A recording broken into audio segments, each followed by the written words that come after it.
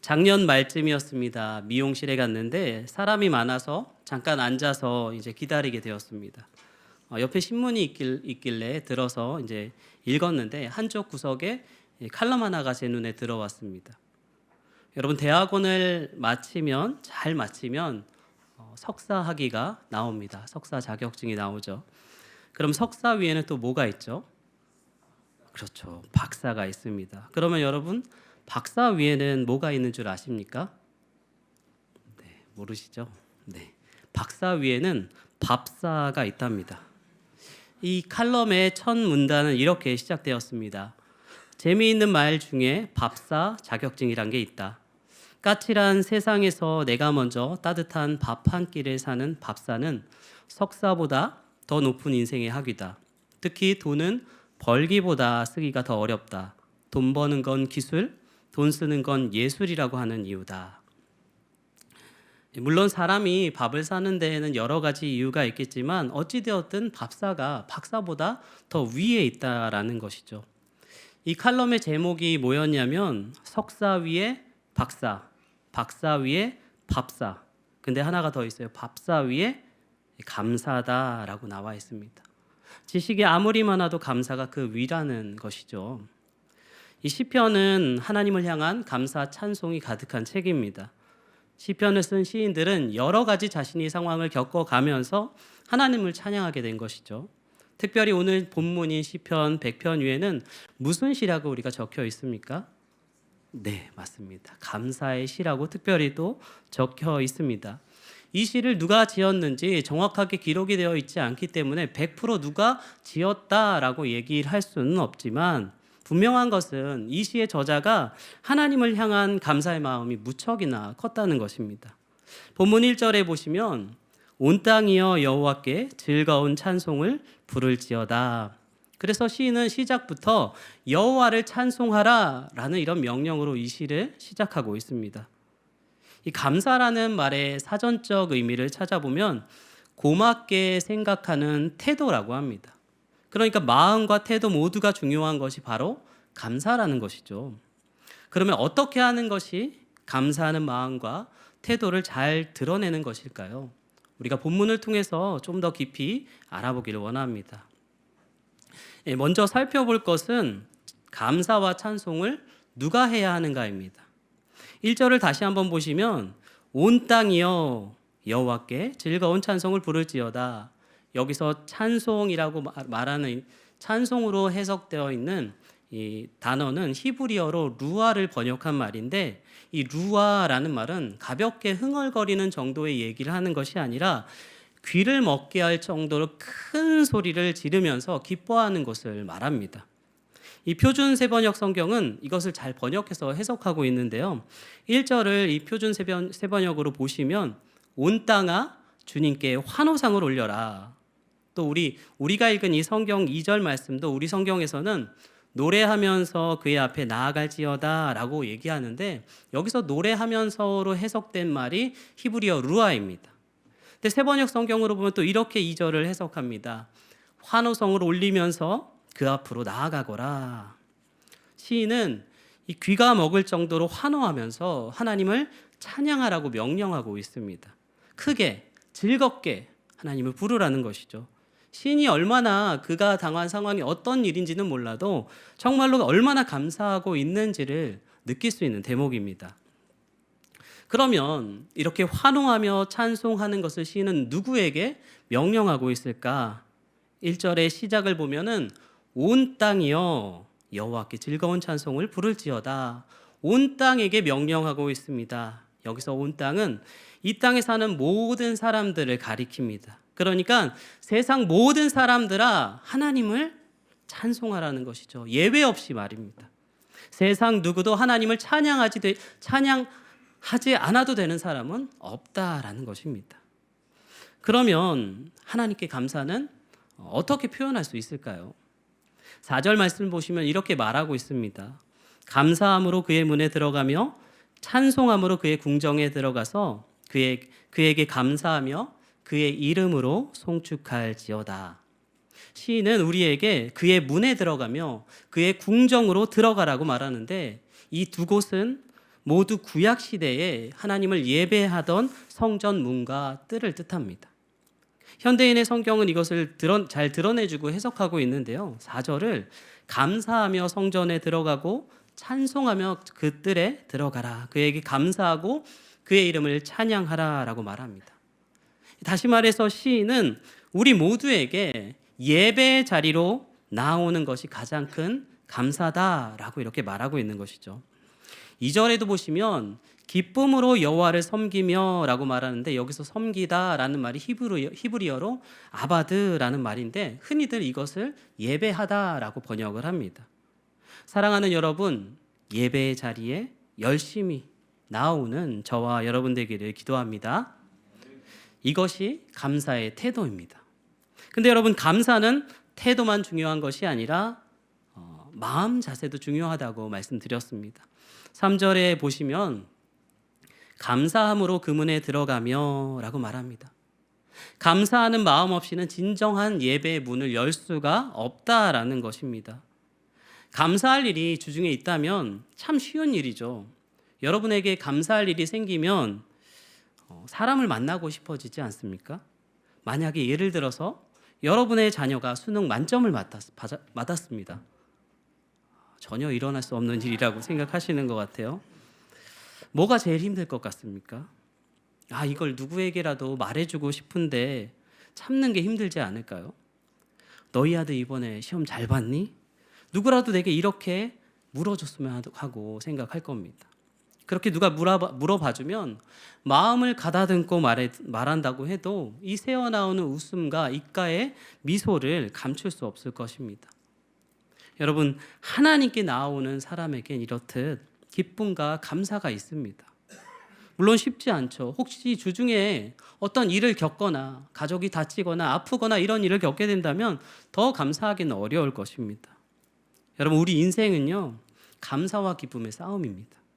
감사함으로 주님 앞에 나와야 하는데 기쁨으로 그 문에 들어가야 하는데 여러분은 이 싸움에 승리하고 있습니까? 그러면 누가 이 싸움에 승리하여서 감사로 예배의 자리까지 나올 수 있을까요?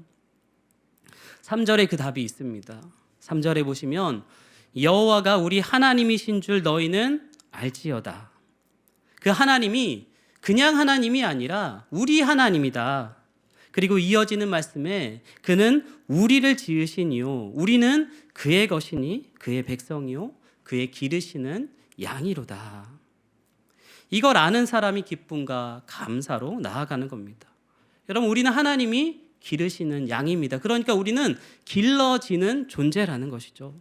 이걸 아는 게 굉장히 중요합니다.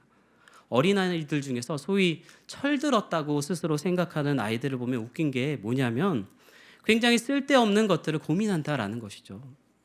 고민해도 아무것도 할 수 있는 게 없는데 이런 고민들을 합니다. 예를 들어서 이제 중학교에 갓 들어간 이제 학생이 엄마 취업 걱정하고 아빠 승진 걱정을 하는 거죠. 물론 걱정을 할 수는 있죠. 그렇다고 그 아이가 뭘 할 수가 있겠습니까? 여러분, 길러진다라는 것은 내 인생을 내가 아니라 내 주인이신 하나님이 책임져 주신다는 것입니다. 우리에게 선하신 주님, 이것이 우리가 감사할 이유입니다. 먹고 입고 필요한 모든 것을 하나님께서 책임지신다. 이것을 알면 우리가 승리할 수 있습니다. 오늘 본문 마지막 5절은 하나님의 선하심을 조금 더 구체적으로 이야기해 줍니다. 5절에 보시면 여호와는 선하시니 그의 인자하심이 영원하고 또 그의 성실하심이 대대에 이르리로다. 여기서 인자는 사랑을 말하죠. 헤세드. 성실은 최선이라고 하고 싶습니다. 우리를 최선을 다해서 사랑으로 하나님께서 기르신다는 겁니다. 9시 출근 도장 찍고 8시 땡 치면 퇴근하는 정해진 근무 시간이 없는 그런 하나님이시죠. 목자에게는 양들의 소리에 늘 귀를 기울이고 계십니다. 그래서 끝이 없어요. 그의 성실하심은 또한 대대에 미치리로다. 나뿐 아니라 내 자녀와 내 자녀의 자녀까지도 하나님께서 책임지신다라고 하십니다. 선하신 하나님이 말씀하시죠. 너희가 걱정할 게 아니다. 너희가 할 수 있는 것도 아니다. 너희는 내가 기르고 내가 책임진다. 너희 자녀도 내가 책임진다. 그러니 너희는 그저 감사와 찬송으로 내게 나와라. 이 목자 되신 주님의 모습이 에스겔 34장 11절부터 15절에 잘 드러나고 있습니다. 말씀이 좀 길긴 하지만 우리 함께 읽어보도록 하겠습니다. 11절부터 15절까지의 말씀인데요. 함께 읽겠습니다. 주 여호와께서 이같이 말씀하셨느니라.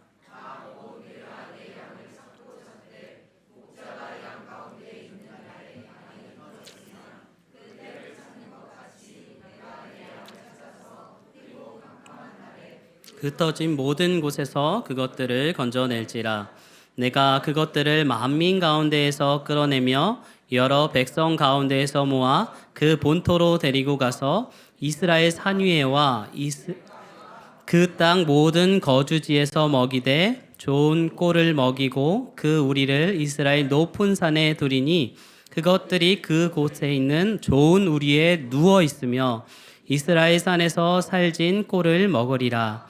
내가 친히 내 양의 목자가 되어 그것들을 누워 있게 할지라. 주 여호와의 말씀이니라. 아멘. 길었죠. 여기서 제가 평생 꿈꾸는 삶이 나옵니다. 바로 누워 있는 삶. 이게 참 인상적이었어요. 14절에서 15절에 연속해서 2번 나옵니다. 여러분, 양은요 자연계 포식 계열로 치면 최하위권입니다. 그런 양이 누워있다라는 것은 굉장히 놀라운 일이죠. 그런데 하나님이 말씀하십니다. 14절에 그곳에 있는 좋은 우리에 누워있을 것이다. 15절에도 내가 친히 내 양의 목자가 되어서 그것들을 누워있게 하겠다. 또 뭐라고 하시죠? 13절에 이스라엘 산회에서와 시내가와 그 땅 모든 거주지에서 먹이되 14절에도 좋은 꼴을 먹이고 이스라엘 살진 꼴을 먹이리라. 그러니 우리는 감사로 우리 하나님께 예배해야 하는 것입니다. 설날이나 추석과 같은 명절이면 친척들을 만나고 맛있는 음식도 먹고 용돈도 많이 받습니다. 저도 어렸을 적에 명절이 되면 이 용돈 받을 생각에 신났던 기억이 있습니다. 그리고 저는 제 자녀들에게 또 늘 하는 말이 있습니다. 무언가를 받으면 감사를 말하라고. 그리고 누군가 주시면 주신 분의 이름을 꼭 아이들에게 말해줍니다. 이거는 어느 권사님이 주신 거고 저거는 어느 집사님이 주신 거다. 이서야 감사하면 자다가도 떡이 나온다. 가윤아 자다가도 떡이 나온다. 계속 그 말을 많이 해줘요. 꼭 그분을 보면서 감사를 표현하라고 말해줍니다. 근데요 잘 안 돼요. 누군가 뭘 주시잖아요. 그러면 어떨까요? 준 사람은 보지도 않아요. 뭐가 있네요. 이게 만약에 이서에 제가 준비를 했습니다. 이거를 이서가 우리 7살이거든요. 근데 이서한테 누가 이걸 주면은 5살 때부터 이걸 많이 받았어요. 이거를 주면은 인사를 하라고 해요. 그러면 어떻게 인사를 하냐면 이렇게 인사를 하는, 누가 주셨어요. 그러면 인사를 감사합니다라고 이렇게 해요.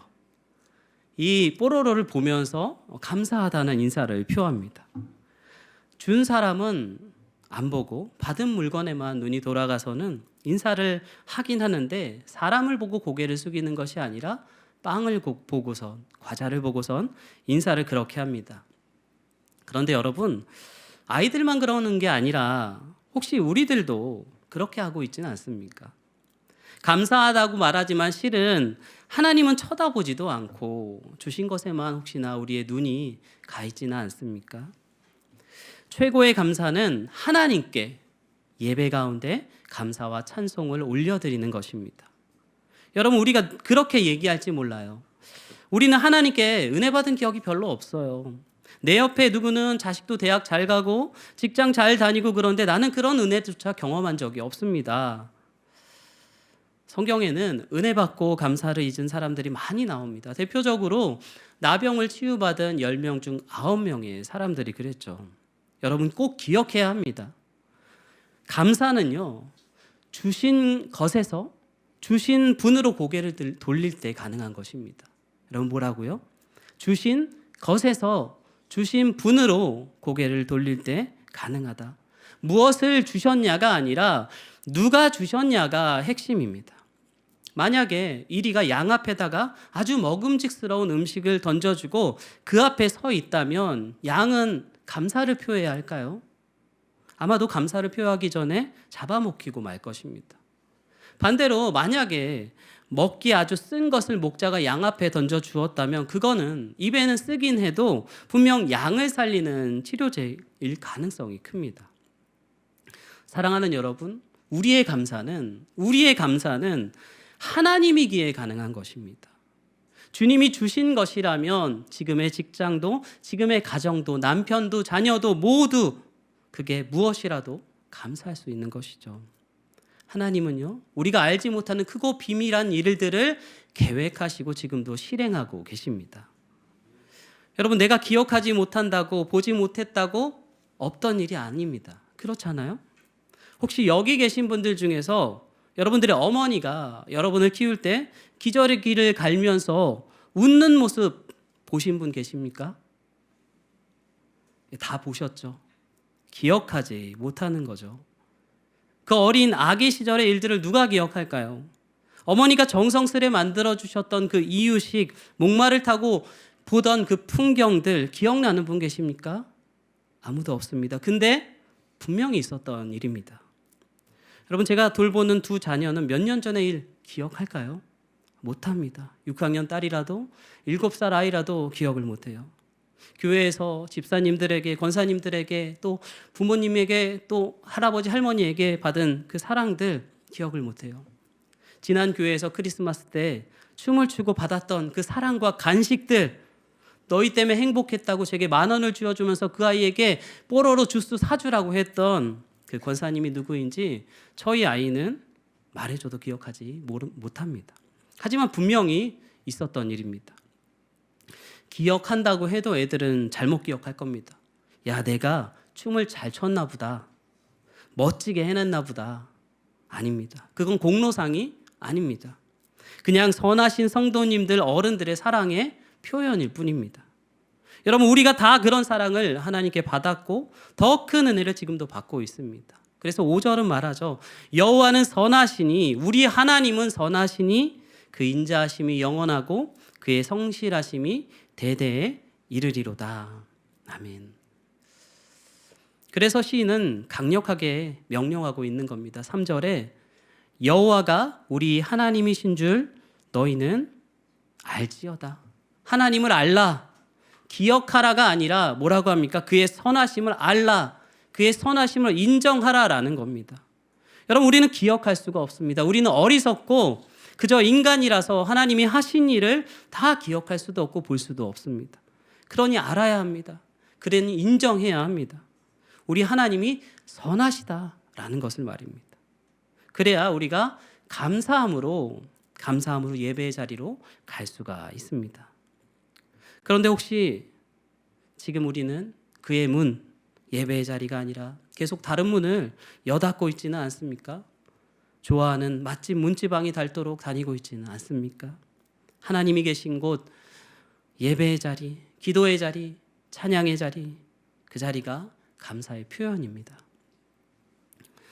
시편 84편의 저자는 이렇게 말합니다. 주의 궁정에서의 한날이 다른 곳에서의 첫날보다 훨씬 더 낫다. 악인의 장막에 사는 것보다 내 하나님의 성전 문지기로 있는 것이 훨씬 좋답니다. 그렇게 그는 고백하고 있습니다. 사랑하는 우리 예수가운교회 성도 여러분, 은혜를 주신 분이 누구인지 알며 감사를 잊지 않고 표현하는 그 한 사람들 다 되시기를 바랍니다. 여러분, 우리가 알면은, 인정하면은 감사할 수밖에 없습니다. 예배할 수밖에 없습니다. 우리 감사함으로 우리 예배당 문을 열고 들어올 수 있기를 바랍니다. 기쁨으로 예배하는 최고의 감사자들 다 되시기를 주님의 이름으로 축복합니다.